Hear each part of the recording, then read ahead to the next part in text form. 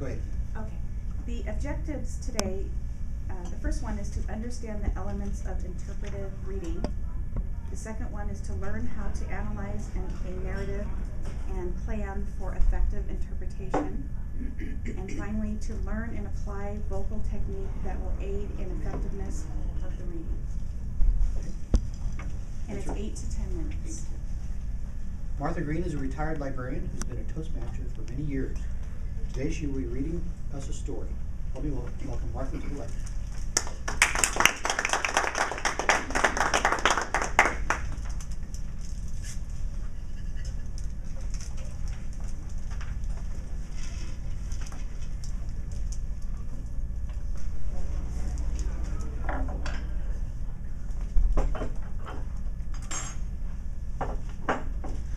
Story by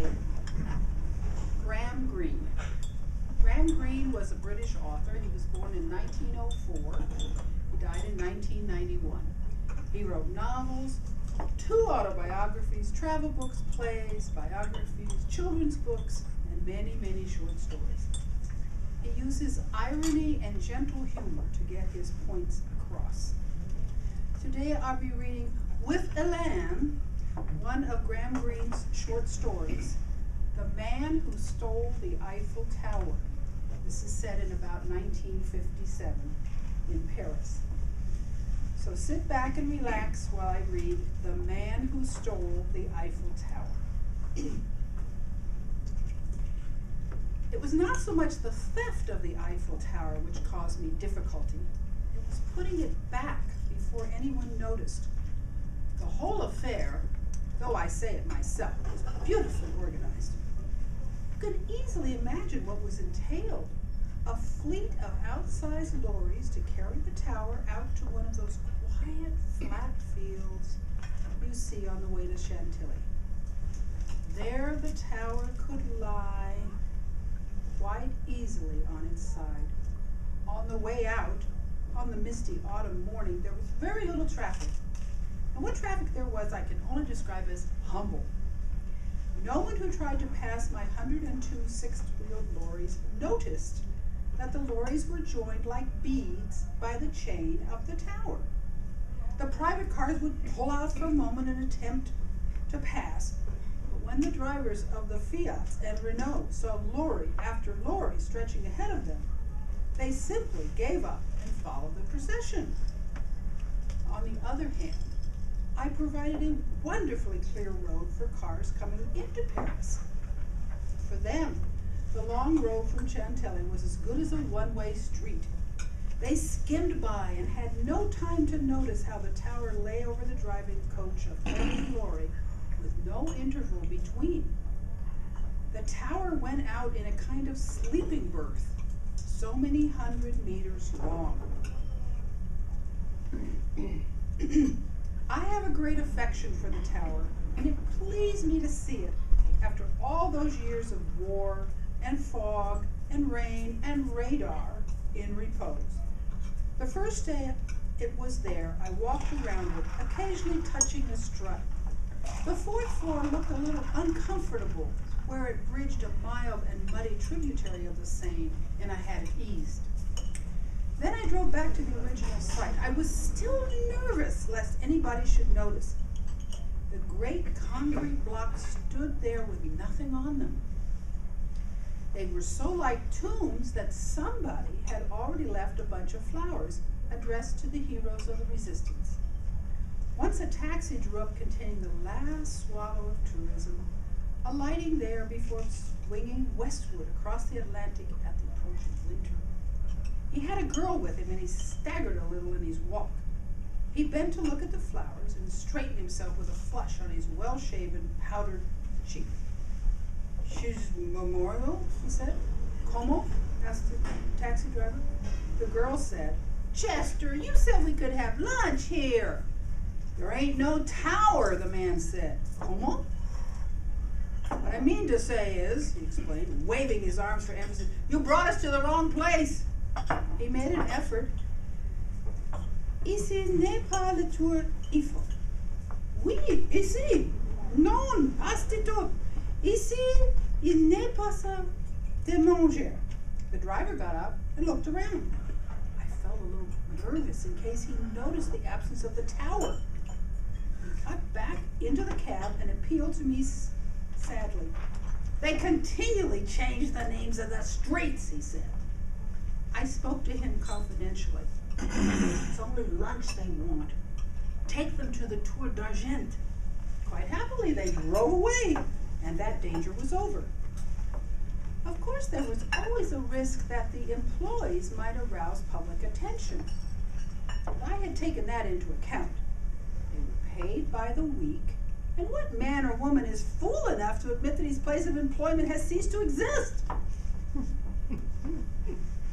The cafes in the neighborhood became a great resort for the employees, but no one liked to sit at a table with a fellow employee in case of awkwardness in conversation. I noticed one uniform cap per bistro for an area of a square mile. Each man sat contentedly during his hours of duty, drinking a glass of beer or pastis according to his salary, and rising punctually from his table at the hour for clocking out. I don't think they were even puzzled by the tower's absence. It could be conveniently forgotten, like the income tax. Better not to think about it. If you thought about it, somebody might expect you to take action. The tourists, of course, remain the chief danger. Night flyers assumed a low-lying fog, and the Ministry of Air passed to the Foreign Ministry for comment several complaints about radar jamming, a new Russian device in the Cold War, no doubt. But word soon got around among guides and taxi drivers that when a stranger asked for the Tour Eiffel, it was simpler and less complicated to take them to the Tour d'Argent. The management there did not disillusion them, and the view these autumn days was just as good, and they were very happy signing the book at so much ahead. I used to drop in and listen to them. "I got the idea was more sort of steely," one of them said. "I thought you could see through it." I explained to him how perfectly true that was of the establishment he was in. A holiday can never go on forever.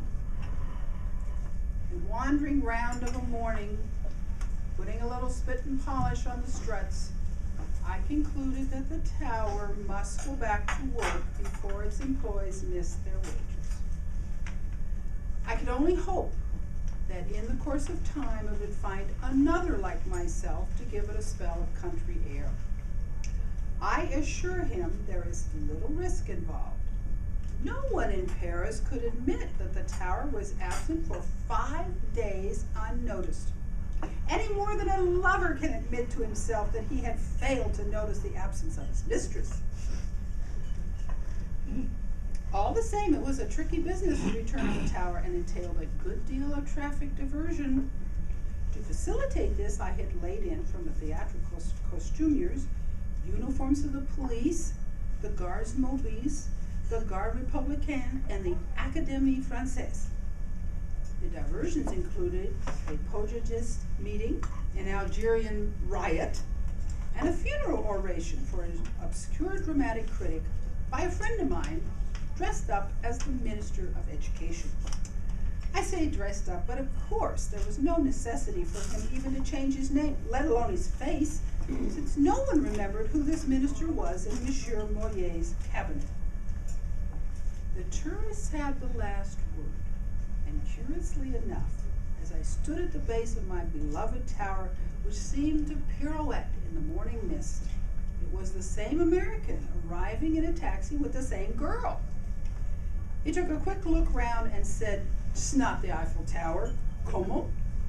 "Oh, Chester," the girl said, "wherever they have taken us now, they never get it right. I'm so hungry, Chester.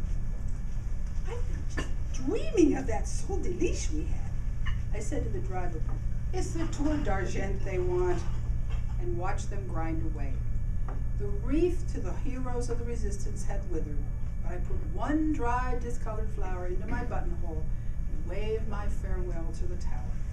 I dared not linger. I might have been tempted to steal it again. Mr. Toastmaster.